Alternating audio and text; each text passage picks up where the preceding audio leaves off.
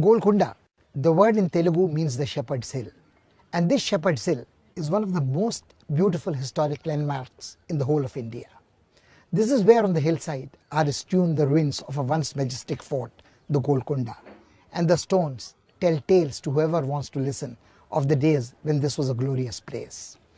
The place started off as a small clay fort established by the Kakatiyas, who moved from Warangal under pressure from the Delhi Sultans. In years to come, the rulers here were the Bahmanis and Qutub Shahis, and each one of them added to the buildings within the fortifications, and all of them have left a distinct imprint on the place. Here we witness a wonderful confluence of architectural styles: Persian, Turk, Indo-Afghan, North Indian, South Indian. Something special evolved here called the Dakkini.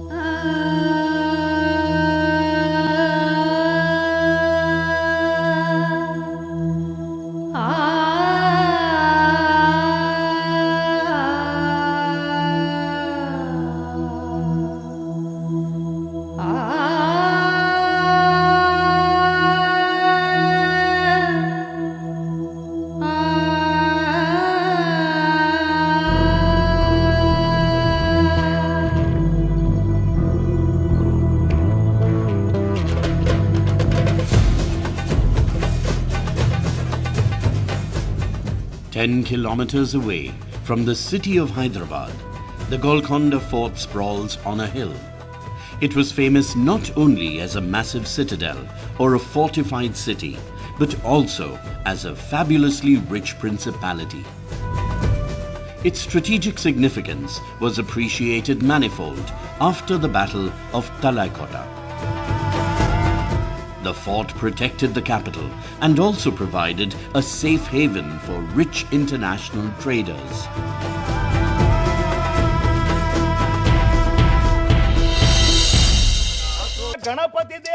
Many famous names that have shaped the destiny of the Deccan are associated with Golconda. The first that springs to mind is Quli Qutub Shah and others of his dynasty, who patronized music and arts. And how can one forget Aurangzeb, who captured it and annexed it to the Mughal Empire?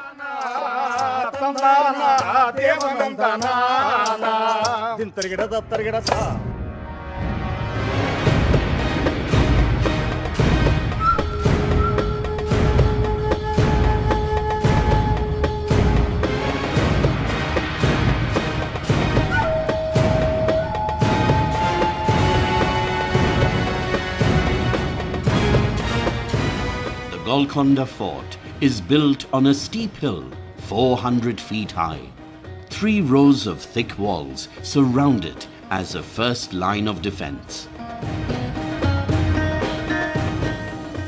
The city lay within the outermost rampart. The following rampart protected the citadel and the palaces.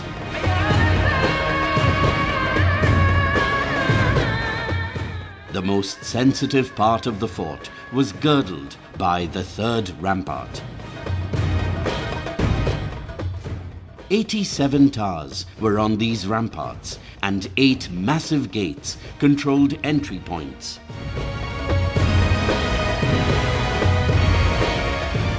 It was one of the most contemporary forts of its time. Cannon was already prevalent as a mechanism against the defenses of forts in Europe as well as in India. And the forts of India were by then being designed to cater to, protect the defenders against onslaught by cannon. Golconda has very well-designed bastions which cover most of the wall surfaces. In most of Golconda ramparts, we see the battlements have openings which protect very well the defenders. Being a very rocky and hard strata, helped Golconda become a legend in its time. It was never taken by force. When it fell to treachery.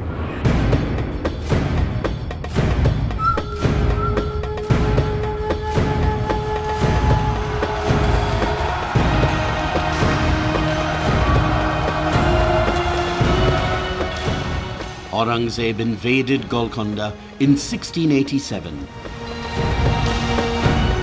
After a futile siege lasting 8 months, he finally gained entry with the help of a traitor. With the victory of the Mughals, the reign of the Qutub Shahis ended. And Tanna Shah, the last ruler of that line, was sent to a royal prison in Daulatabad. Golconda became a province of the Mughal Empire, but managed to preserve its identity. Golconda remained an important center of Deccani culture. And it has not only played a very important role from the point of view of army and military, but also from the point of view of civilization and culture. You may be aware of the fact that the Qutub Shahi dynasty was a Shia dynasty, and they trace their descent from Karakoyunlus of Iran. And they are all people who came and settled down here from Iran and Mawaraun Nahar. They maintained a very secular culture despite the fact that they were the people who were Shias, and they had declared Shiism to be their state religion, yet they continue to cater to the requirements of the people of the various facets of life, belonging to different cultures, speaking different languages, belonging to different races, and so on and so forth. It was a wonderful period of the Qutub Shahis, close to about 200 years of history, and it's a very, very important period in the history of the.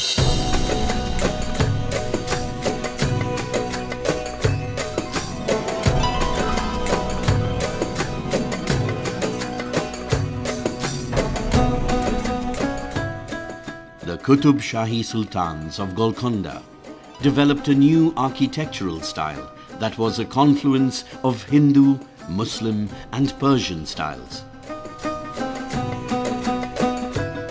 Most of the old buildings were destroyed by invaders. The rest have been humbled by time.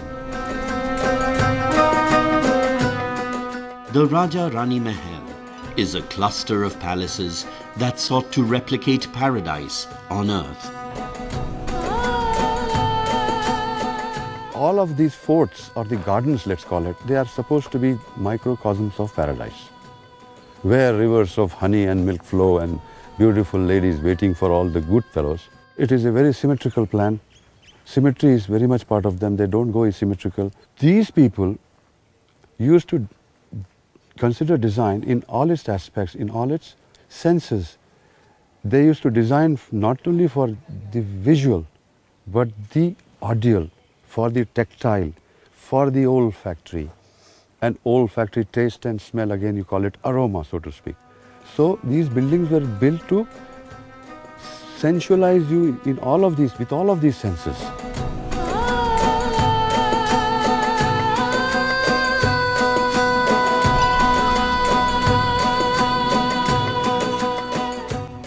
Bala Hisar Gate, the main entrance to the fort, built in the Deccani style, is delicately decorated. Triangular arches are covered with fine lace-like work on stone. We see Hindu motifs that are found in temples, as well as images of birds and animals.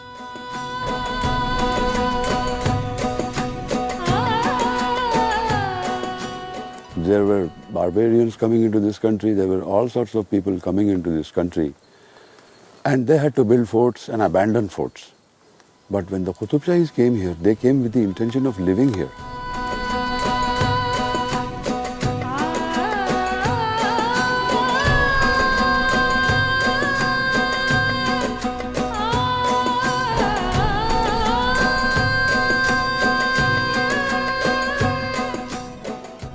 The Qutub Shahi rulers were liberal in their outlook and understood it well that to rule the people's hearts, they would have to adopt their ways. Their palaces blend Hindu, Islamic and Persian styles.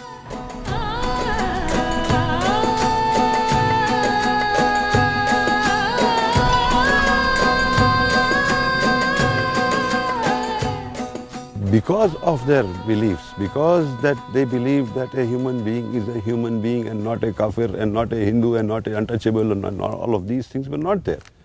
Part of the culture. Even today it is not part of the Iranian culture to look at others other than Shias as less human beings. They patronized folk forms along with classical genres. Names of talented dancers like Taramati and Padmavati are associated with this fort. Artists from all over India came to Golconda and regaled audiences here. François Martin, the French director, on his voyage from Pondicherry to Surat, was going in June 1681. He came across a large troop of courtesans, Devdasi, and they were coming and very happy and performing. So he asked them, "What are you? Where are you coming from?" He said, "We are coming from Golconda city fort." He says, "Every year the King Sultan of Golconda calls for a reunion of the dancing women of the empire, and 10 to 12,000 dancing women congregate at the fort." Now and at the city. Now think of it, what kind of a magnet and patronage the fort city is. If you look at the descriptions of the nobles and their palaces and their movement in the city, that their cavalcades of 300 to 400 camels and elephants marching from one palace to another to the imperial palace, they are remarkable. Golconda attracted traders from foreign lands, far and near. They were attracted by the dazzle of Golconda. It was a world-famous diamond market and an entrepot. Golconda draws like a magnet.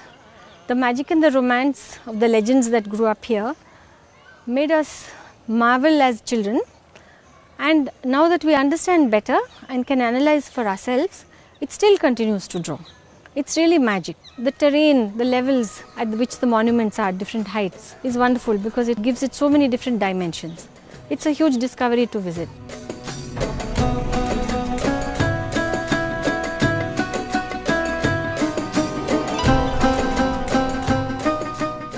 There are a number of mosques in Golconda. Shahi Masjid is the most prominent among these.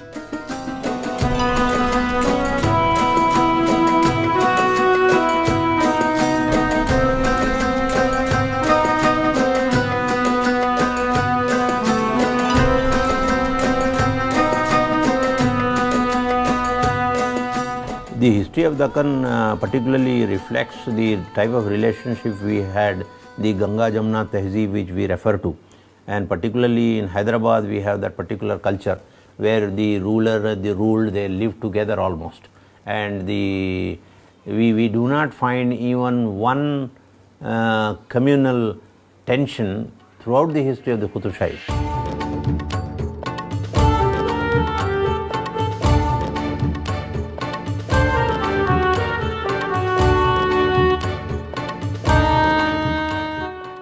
Bala Hisar is the highest point in Golconda. The bird's eye view of the entire fort from the Baradari makes surveillance of the entire fort easy. This part of the fort also has beautiful open-air porticos that could be used as halls of audience for general public and nobles.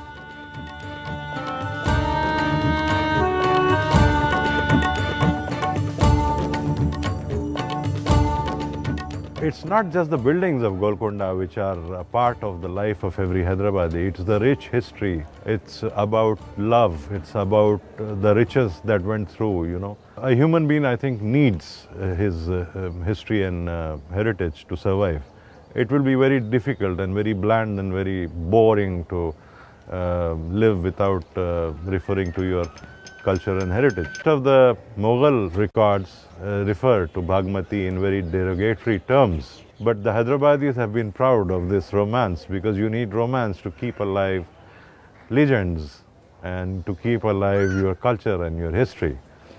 And this was a perfect legend for the people of Hyderabad. They love not only Bagmati and Muhammad Khuli, but also the records of their romance through be it Muhammad Khuli's poetry or his architecture, the Charminar, or various other monuments and buildings.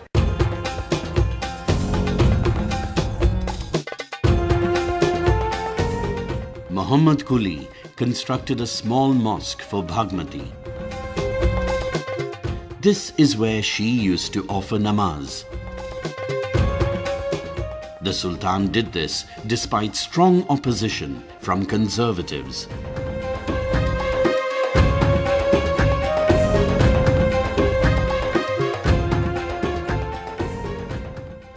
The Charminar was constructed by Quli Qutub Shah and reflects the same lofty vision, compassion and pluralism. You come from a specific cultural, racial background to a country where there is this tremendous racial plurality already flowing. So you become a part and you find yourself acceptable within that, and you find that thing enriching.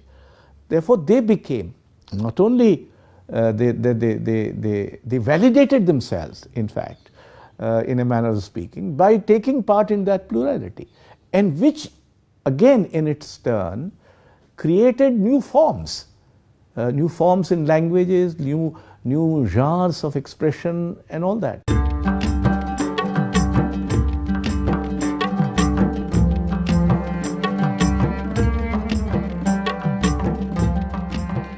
Deccani miniature paintings occupy a very special place in the cultural inheritance of Golconda.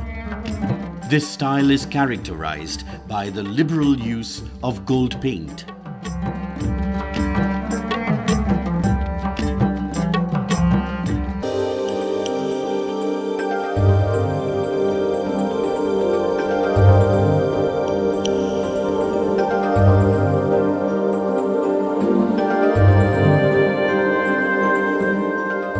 Golconda was once a part of the Vijayanagar Empire. Marco Polo and Manucci have mentioned it as a world-famous mart for diamonds and chronicled its prosperous and opulent lifestyle. There's a great amount of trade activity in and around the fort.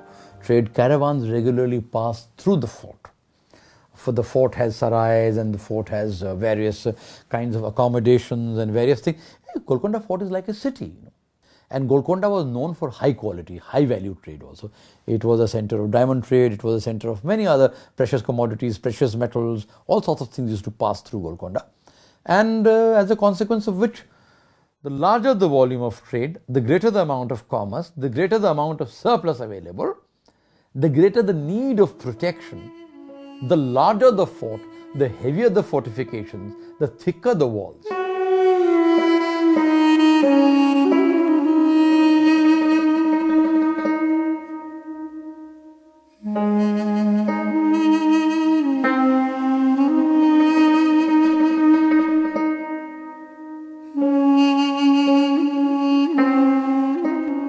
At the base of the sprawling fort are the tombs of the Qutub Shahi rulers. The dome emerging out of the petals of a huge lotus is first seen here.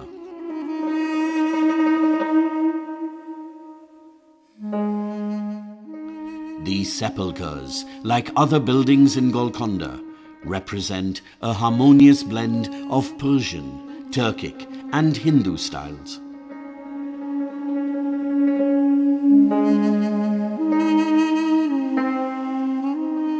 This final resting place of the Qutub Shahi Sultans testifies eloquently to their humanism, Catholicity and good taste. The mausoleums were conceived as magnificent memorials to men of many talents. These aren't mute edifices. Their silence is eloquent. They remind us that not everything ends with death. True beauty is eternal, and love is immortal.